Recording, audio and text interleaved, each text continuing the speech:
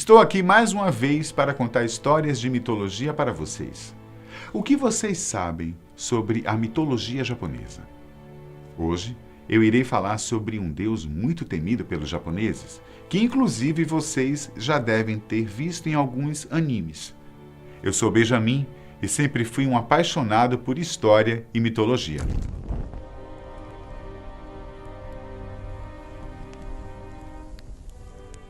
Antes de ir direto ao assunto, eu vou tentar explicar para vocês como surgiram os deuses da mitologia japonesa. A lenda conta que os deuses mais superiores do universo criaram dois seres divinos, o macho, Izanagi, e a fêmea, Izanami.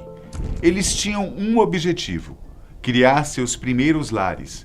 Para ajudar Izanagi e Izanami, foi dado a eles uma lança chamada Ame-no-Nuhoku. Usando essa lança, eles agitaram o mar e formaram a primeira ilha chamada Onogoro-shima. Eles foram até essa ilha e lá tiveram filhos. Mas esses filhos, além de não serem considerados deuses, eram imperfeitos. Os filhos foram colocados em um barco que foi puxado pela correnteza. Pelo fato de Izanagi e Izanami terem sido repreendidos pelos deuses, eles se casaram de novo e, como fruto desse casamento, nasceram as 8 principais ilhas do Japão, chamadas de Ohoyashima. Izanagi e Izanami geraram outros deuses e divindades do mundo, conhecidos como kamis. Porém, um dia, Izanami morreu no nascimento de Kagutsuchi, a encarnação do fogo. Tomado por ódio e raiva, Izanagi matou Kagutsuchi. Sua morte deu origem a outras divindades. A mitologia japonesa conta que entre os kamis criados por Izanagi e Izanami estavam Amaterasu, deus do sol, Tsukuyomi, deus da lua, e Susanoo, deus do mar. Além deles, também foi criado Shinigami, o deus da morte e o tema do nosso vídeo de hoje. Vocês se lembram de ter escutado esse nome em algum anime? No anime Death Note, por exemplo, conta que o estudante Light Yagami um dia encontra um caderno sobrenatural chamado Death Note. Atrás do caderno há instruções sobre o seu uso, explicando que, se o nome de uma pessoa fosse escrito no caderno e o rosto dela visualizado mentalmente, a pessoa morreria de ataque cardíaco em 40 segundos.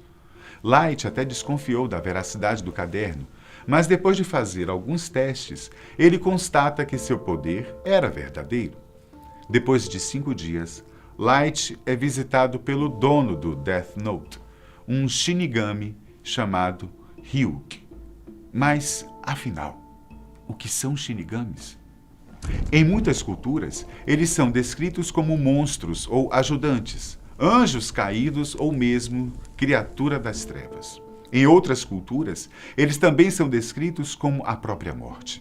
No budismo, por exemplo, o Shinigami é chamado de Michiu Mara. Ele se apresenta como a personificação da tentação. Segundo a crença, a pessoa desamparada que é possuída por essa entidade é influenciada a cometer suicídio. Mas também dizem por aí que muitas vezes o Shinigami é confundido com o ato intencional de morrer. Sabe-se pouco sobre a família desse espírito da morte. Sem sombra de dúvidas, eles compartilham a mesma mãe e pai de todos os kamis, que é Izanami e Izanagi. Porém, eles nunca são mencionados nos contos originais da criação. Por quê? Bom, daqui a pouco eu explico com detalhes para vocês. A forma dos Shinigamis não é muito conhecida. Ela varia de acordo com as ilustrações antigas. Às vezes aparece usando um capuz, assim como conhecemos a morte tradicional, mas também pode aparecer na forma de um deus, um samurai, um guardião de armaduras ou mesmo como demônios com aparências assustadoras, como no caso de Death Note. Mas o mais certo é que esses espíritos são invisíveis para as pessoas, exceto algumas raras pessoas que têm algum tipo de conexão com a morte ou que estão perto de morrer.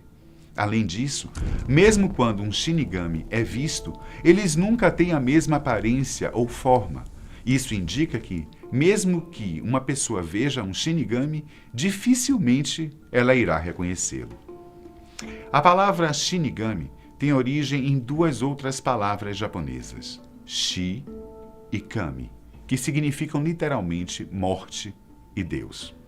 Como eu citei, a mitologia japonesa diz que o mundo está cheio de kamis.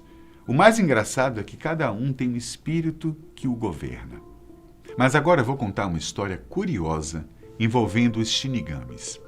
Embora eles sejam considerados deuses como qualquer outro kami da mitologia japonesa, na verdade, eles são uma criação relativamente moderna.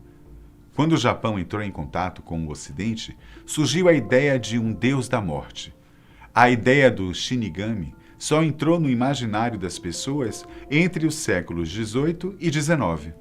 Isso nos faz pensar que os contos folclóricos de outras tradições, como o Grim Reaper, conhecido como a Morte, pode ter inspirado o espírito da morte da mitologia japonesa. Antes do surgimento dessa figura da morte, a mitologia japonesa não via a morte como algo ruim. Na verdade, eles enxergavam a morte como algo normal, que fazia parte do ciclo natural de existência. Na literatura clássica, a palavra Shinigami começou a aparecer sempre que algum humano era atraído para a morte. Em 1841, por exemplo, surgiu uma história com o nome Shinigami. Mas nesse caso, ele era o próprio espírito de um morto que procurava almas vivas para convencê-las a cometer suicídio. Ele usava a intenção maliciosa das pessoas para fazer isso, principalmente os indivíduos que estavam nos caminhos ruins. A forma de suicídio mais comum provocada pelos Shinigamis era o enforcamento. Outras histórias contam que os espíritos da morte trabalham em duplas e surgem pouco antes da pessoa morrer. Um antigo conto dizia que um homem que estava prestes a cometer suicídio ficava cara a cara com um Shinigami. O espírito da morte diz a esse homem que não é sua hora de morrer, pois vidas são medidas como velas que se queimam. E desde que a dele não tivesse começado a queimar, ele deveria viver. O Shinigami então conta um segredo para o homem, um fato que pode ajudá-lo a ganhar dinheiro.